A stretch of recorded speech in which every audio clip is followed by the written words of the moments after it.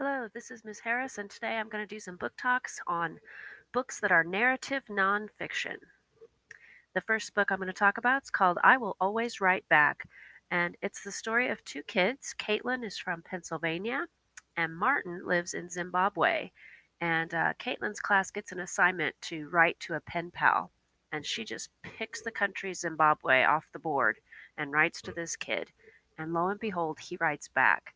And that letter is the beginning of their correspondence that spans 6 years, and it really does change their lives because it's just fascinating to see what they wrote to each other. The book takes turns showing what they wrote to each other and how they, um, particularly at first, Caitlin didn't really understand the details of Martin's life and how he was just so impressed with things that she was telling him, but they really learned from each other.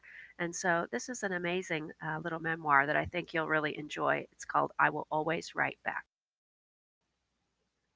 The next book is called The Fairy Ring, and the subtitle is Elsie and Frances Fool the World.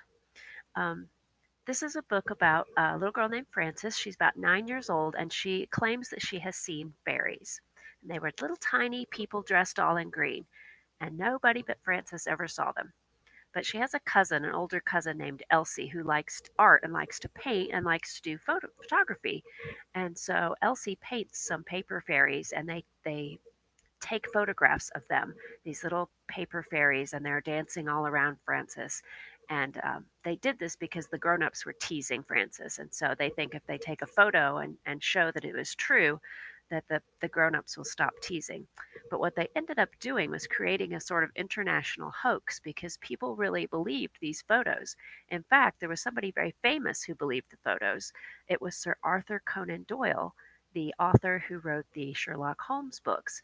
And so they just really have this amazing true story about creating this prank, this trick that gets out of hand and sort of spins out of control. And it was a really famous hoax back in its day. The next book is called Truce by Jim Murphy, and it is a story that takes place in World War One. And if you remember your history lessons in World War One, a lot of the fighting took place in trenches. So they dug these ditches that they would hide in, and then they would pop up and shoot at each other. And so this is the story of a truce that took place because on Christmas, the troops on both sides, the Germans on one side, the Americans on, and the British on the other, um, sort of by common consent, just spontaneously started celebrating Christmas. And they came out of their trenches and they shared what they had with each other.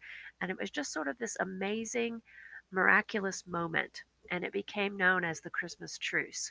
So it's a true military story that's sort of heartwarming as well. And it has the advantage of being quite short. The next book is called Spooked: How a Radio Broadcast and the War of the Worlds Sparked the 1938 Invasion of America. Long title, but great book. It's about a famous incident, not terribly unlike the fairy book that I talked about earlier, but this hoax was done on purpose by a group of radio theater actors. And so what happened was in 1938, before television was a big thing, thousands of Americans would tune in on their radios to hear these radio shows and broadcasts. And on the night of October 30th, thousands of Americans tuned in like always, and then they started panicking because they were hearing on their radio that there were all of these newscasts, and something's going on. There were explosions, mysterious explosions, and announcements, and it was getting more and more frantic. And there was some sort of invading army, and then they realized it was Martians, like aliens, somebody from other worlds were attacking on the east coast of America. And people believed it because it really did sound like the radio news reports that they were used to hearing.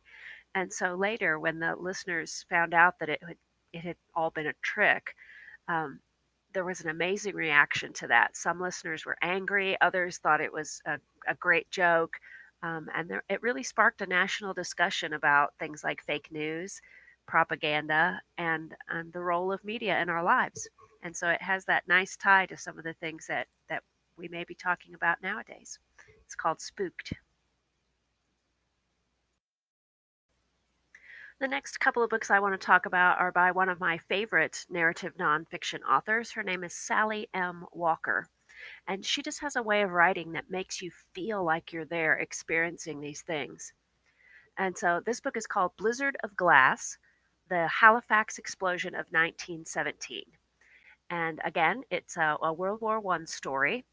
And there are a couple of ships that collide in Halifax Harbor. And one ship was loaded with relief supplies that were supposed to be headed for Europe, where the war is raging, but the other one was loaded absolutely top to bottom with munitions. And so the resulting blast, when those two ships collided, absolutely flattened the two towns around, and it killed nearly 2,000 people. And if that wasn't devastating enough, a blizzard hit the next day and it dumped more than a foot of snow on the whole area and just absolutely paralyzed um, the needed relief efforts. And so this tells the story of how it all unfolded, what happened. It tells individual people's stories. And it's just really almost written like a thriller.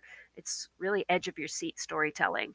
And it's all based on the original material that tells about this tragedy and then the recovery afterwards. So, this other Sally Walker book is called Secrets of a Civil War Submarine. And it's not very long, it's only about 100 pages, but it's sort of a story that's about invention and history and bravery and mystery and bones and gold. Back in the Civil War, there were a group of people that were trying to invent what would eventually become the submarine. And so they get this stealth weapon and they make history in 1864 as the first submarine to ever sink an enemy ship.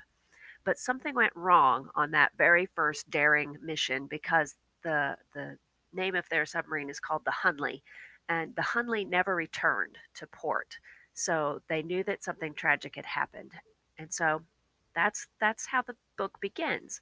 But then, 100 years later, in 1995, lo and behold, um, after decades of searching, the Hunley is found, and a scientific a scientific exploration and excavation is put together to bring the Hunley back to the surface.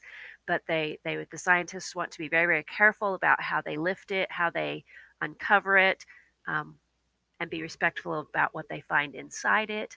So it really is an amazing story. And again, Sally Walker knows how to tell a good tale. So I think you'll enjoy this one.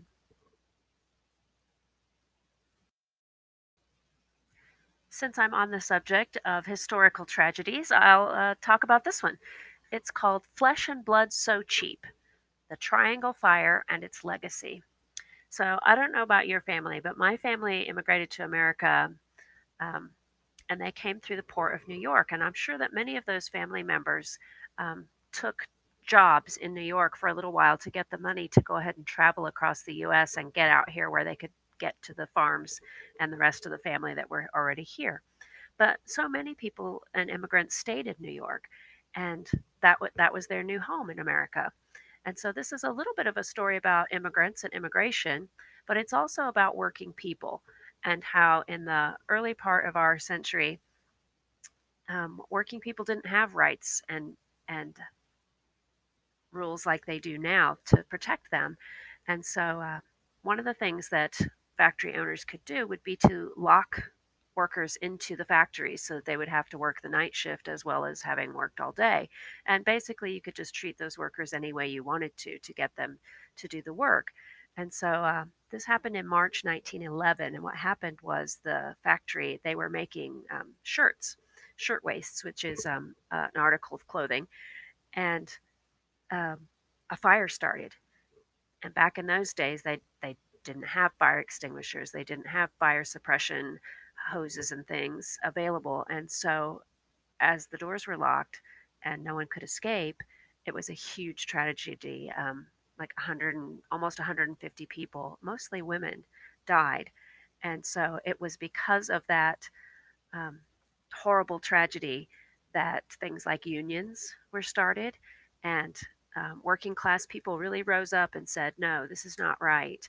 Um, we're workers and we need to be treated with dignity and respect.